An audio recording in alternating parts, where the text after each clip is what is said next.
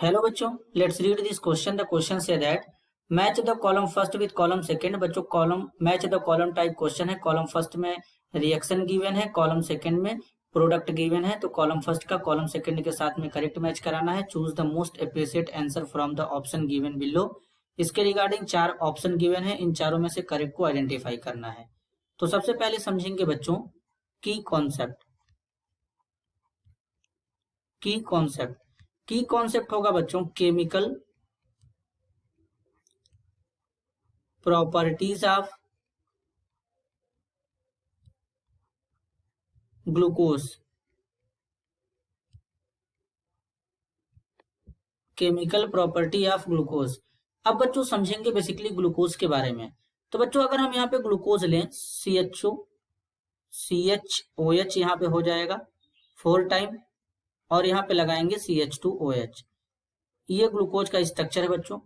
जब ग्लूकोज को HI के साथ हीट करेंगे बच्चों, HI के साथ हीट करते हैं तो N हेक्सेन बनता है, जिससे ये पता चलता है कि ग्लूकोज में जो 6 कार्बन एटम है वो क्या है कि एक हमारे चेन में प्रेजेंट है। तो इस तरीके से ये ग्लूकोज के ओपन चेन स्ट्रक्चर होने के बच्चों एविडेंस है। तो इस तरीके से यहाँ पर CH3 CH2 CH2 CH2 CH2 CH3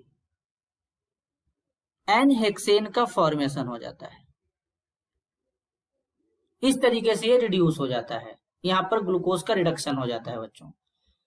तो अब बेसिकली अगर हम A का मैच कराएं तो बच्चों A का मैच हो जाएगा S के साथ में, क्योंकि N हेक्सेन बनेगा। अब फिर से बच्चों यहाँ पे ग्लूकोज लेंगे CHO CHOH 4 टाइम्स हो जाएगा और यहाँ पे हो जाएगा CH2OH। ग्लूकोज को जब बच्चों Br2 वाटर के साथ ट्रीट करेंगे तो Br2 वाटर एक माइल्ड ऑक्सीडाइजिंग एजेंट होता है और ये ग्लूकोज को ग्लूकोनिक एसिड में कन्वर्ट कर देता है। तो जो एल्डिहाइड ग्रुप है केवल यही ऑक्सीडाइज हो पाता है, क्योंकि माइल्ड ऑक्सीडाइजिंग एजेंट है तो केवल एल्डिहाइड को ऑक्सीडाइज करता है, एल्कोहल को नहीं कर पाता है। तो इस तरीके से ग्लूकोज में जो एल्डिहाइड ग्रुप है बच्चों ये ऑक्सीडाइज हो जाएगा। ऑक्सीडाइज होने के बाद यहाँ पर इस तरीके से ग्लूकोनिक एसिड का फॉर्मेशन हो जाता है। ये हमारा ग्लूकोनिक एसिड बन जाएगा। तो अब अगर बच्चों हम यहाँ पे देखें तो बेसिकली ग्लूकोनिक एसिड कहाँ पे है, कॉलम सेकंड के P में है। तो जो B का मैच है बच्चों वो कहाँ पे चला जाएगा, P के साथ में चला जाएगा। नेक्स्ट है ग्लूकोज का रिएक्शन बच्चों एसिटिक एनहाइड्राइड के साथ में कराना है। तो अब हम क्या करेंगे, ग्लूकोज लेंगे सबसे पहले, फिर से एक बार CHO CHOH यहाँ पे हो जाएगा बच्चों और यहाँ पर लिखेंगे 4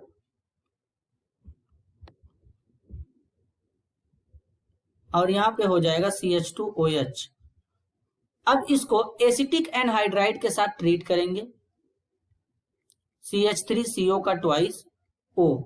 तो जब ग्लूकोज को एसिटिक एनहाइड्राइड के साथ ट्रीट करते हैं बच्चों तो ग्लूकोज पेंटा एसीटेट का फॉर्मेशन होता है कुछ इस तरीके से, CHO C double bond O CH3 यहां पर इस तरीके से और यहां पर क्या हो जाएगा CH2O C double bond O CH3। इसको ग्लूकोज पेंटा एसीटेट कहते हैं, ग्लूकोज पेंटा एसीटेट बनेगा बच्चों यहां पर इस तरीके से, ग्लूकोज पेंटा एसीटेट। तो अब अगर हम देखें तो जो C है, C का मैच कहां पे हो जाएगा बच्चों, Q में हो जाएगा, ग्लूकोज पेंटा एसीटेट बनेगा। तो C का मैच हो जाएगा Q के साथ में इस तरीके से।